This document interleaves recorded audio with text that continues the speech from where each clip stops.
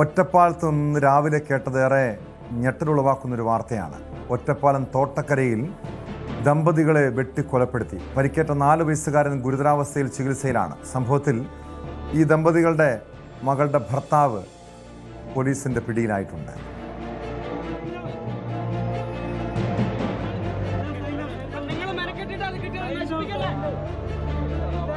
ഇന്നലെ ഏകദേശം 11 മണിക്കാണ് സംഭവമുള്ളത്.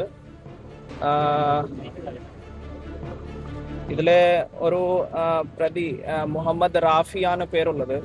ഇയാൾ ഇങ്ങോട്ട് വന്നു.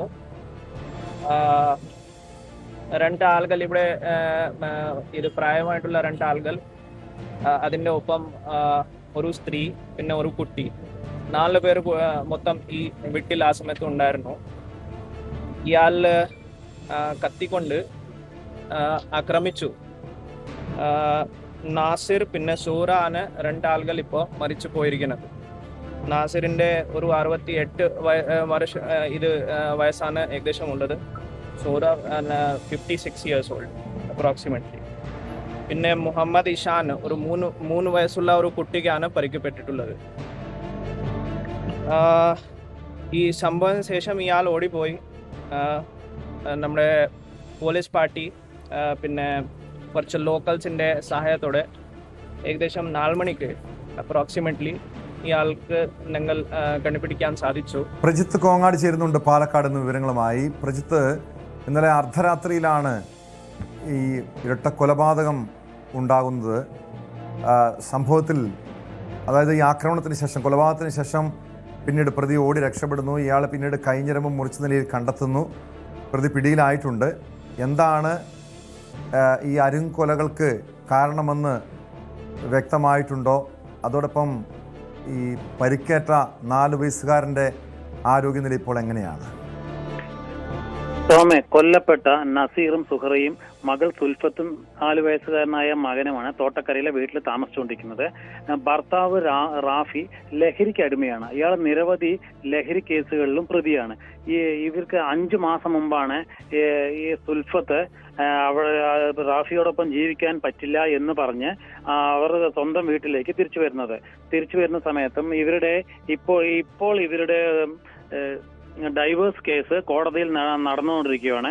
പക്ഷേ ഈ 5 മാസത്തിനിടയിൽ പൊന്നാനി കുടുംബ കോടതിയിലെ വിധി എന്ന് വെച്ച് കഴിഞ്ഞാൽ മകനെ കുറച്ച് 2 ആഴ്ചയിൽ 4 ദിവസം അമ്മയോടൊപ്പവും ബാക്കിയുള്ള 3 ദിവസം ആ അച്ഛനോടൊപ്പം താമസിപ്പിക്കണം എന്നൊരു വിധിയുണ്ട്. പക്ഷെ എന്നാൽ ഈ റാഫി കുട്ടിയെ കൊണ്ടുപോയി കഴിഞ്ഞാൽ കറക്റ്റ് സമയത്തിന് തിരിച്ചു കൊണ്ടുവരുന്നില്ല.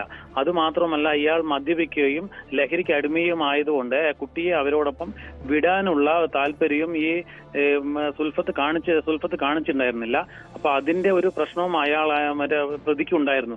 പ്രതി ഇന്നലെ വൈകുന്നേരം ഒരു 11 മണിയോട് കൂടിയാണ് ഇവിടെ ഈ ഒറ്റപ്പാലം തോട്ടക്കരയിലെ വീട്ടിലെത്തിയത്.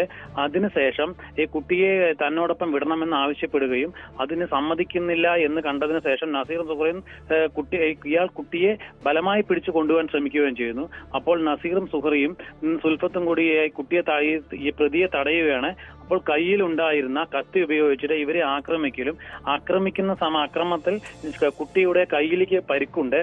കുട്ടിയുടെ തോളിന് താഴെയാണ് കുട്ടിക്ക് പരിക്കുള്ളത്.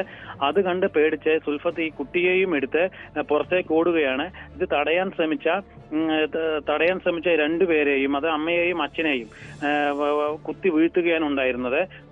അതിനുശേഷം ഈ പ്രതി അടുത്തുള്ള പള്ളിയിലേക്ക് ചാടിക്കടന്ന് ആ പള്ളിയിലെ ശ്മശാനത്തിലൂടെ ഖബർസ്ഥാനത്തിലൂടെ നടക്കുകയായിരുന്നു ഉണ്ടായിരുന്നത്. അപ്പൊ ഈ പുറത്തു വന്ന ഈ സുൽഫത്ത് നിലവിളിച്ച ആളുകളെ കൂട്ടുകയും ആളുകളും പോലീസും കൂടി തെരഞ്ഞ് ഒരു പുലർച്ചെ 4 മണിയോട് കൂടിയാണ് ഈ പ്രതിയെ കിട്ടുന്നത്. അതിനുശേഷം ഈ പ്രതിയെ കിട്ടുകയും പ്രതി പോലീസിന്റെ കസ്റ്റഡിയിലുണ്ട്. രാവിലെ ഒറ്റപ്പാലം പോലീസ് ഇൻക്വസ്റ്റ് നടപടികൾ ആരംഭിച്ചു. ഉച്ചയ്ക്ക് 12 മണിയോടുകൂടി ഈ മൃതദേഹങ്ങൾ 2 തൃശൂർ മെഡിക്കൽ കോളേജിലേക്ക് മാറ്റിയിട്ടുണ്ട്. പോസ്റ്റ്മോർട്ടം തൃശൂർ മെഡിക്കൽ കോളേജിലാണ് നടക്കുക കേട്ടോ.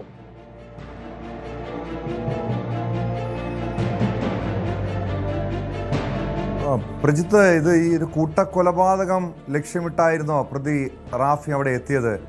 അതോ ഇത് ആസൂത്രിതമായൊരു കൊലപാതകമായിരുന്നത്? പെട്ടെന്നുള്ളൊരു പ്രകോപനമാണോ ഈ പ്രതി ലഹരിക്ക് അടിമയായത് കാരണം പെട്ടെന്നുള്ള പ്രകോപനമാണ് എന്നാണ് പോലീസ് പറയുന്നത്.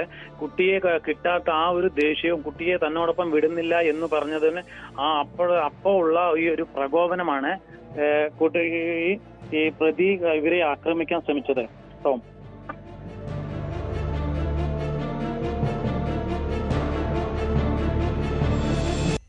യെസ്. ഇപ്പോൾ ഈ സംഭവത്തിന് ശേഷം, ഈ കൊലപാതകത്തിന് ശേഷം പ്രതി ആത്മഹത്യക്ക് ശ്രമിച്ചിരുന്നു. അയാളുടെ നില ഇപ്പോൾ എങ്ങനെയാണ്?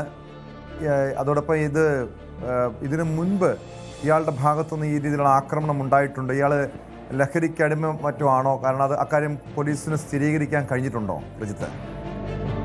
ഈ ആക്രമണത്തിന് ശേഷം സ്വന്തം കൈഞ്ഞരമ്പ് മുറിച്ച് സമീപത്തുള്ള പള്ളിയുടെ പ്രദേശത്താണ് ഇയാൾ ഒളിഞ്ഞിരിക്കുന്നുണ്ടായിരുന്നത്. അപ്പോൾ വലിയ പ്രശ്നങ്ങളൊന്നും ഉണ്ടായിരുന്നില്ല. ആളുകളും പോലീസും പരിസരവാസികളും പോലീസും ആദ്യം തന്നെ ഇയാളെ പിടിച്ച് അതിനുശേഷം ഒറ്റപ്പാലം താലൂക്ക് ആശുപത്രിയിൽ കൊണ്ടുപോയി പ്രാഥമിക ശുശ്രൂഷ നൽകി. എന്നിട്ട് പോലീസിന്റെ കസ്റ്റഡിയിലാണ് ഇപ്പോൾ ഉള്ളത്. ഇതിനു മുമ്പും ഇയാൾ ഇത്തരത്തിലുള്ള ആക്രമണം നടത്തിയിട്ടില്ല. പക്ഷേ ഇയാളെ ലഹരിക്ക് അടിമയും നിരവധി ലഹരി കേസുകളിലെ പ്രതിയുമാണ്. അതുകൊണ്ടാണ് സുൽഫത്ത് അവിടെ ഇയാളോടൊപ്പം താമസിക്കാൻ പറ്റില്ല എന്ന് പറഞ്ഞ് സ്വന്തം വീട്ടിലേക്ക് വരുന്നത്. സ്വന്തം വീട്ടിലേക്ക് വരികയും 5 മാസം മുമ്പാണ് ഈ കോടതിയിലേക്ക് ഡൈവേഴ്സിനുള്ള പെറ്റീഷൻ കൊടുക്കുന്നതും. അതിൽ ഈ പ്രതി പ്രകോപിതനാണ്. അത് മാത്രമല്ല, കുട്ടിയുടെ അവകാശവാദത്തെ ചൊല്ലിയാണ് ഇന്നലെ നടന്ന ഈ അതിക്രമം. ടോം,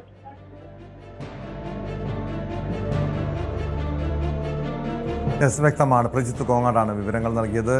കഴിഞ്ഞ അർദ്ധരാത്രിയിലാണ് വീട്ടിൽ ഇരട്ട കൊലപാതകം സംഭവിച്ചത്. വളർത്തു മകളുടെ ഭർത്താവിനെ പോലീസ് കസ്റ്റഡിയിലെടുത്തിട്ടുണ്ട്. ഈ കുടുംബ പ്രശ്നമാണ് ഈ രീതിയിലുള്ള കൊലപാതകങ്ങൾക്ക്, കൂട്ടക്കൊലപാതകത്തിന് കാരണമെന്നാണ് പോലീസിന്റെ നിഗമനം. കൂടുതൽ വാർത്തകൾക്ക് news 18 Keralam YouTube channel subscribe ചെയ്യുക.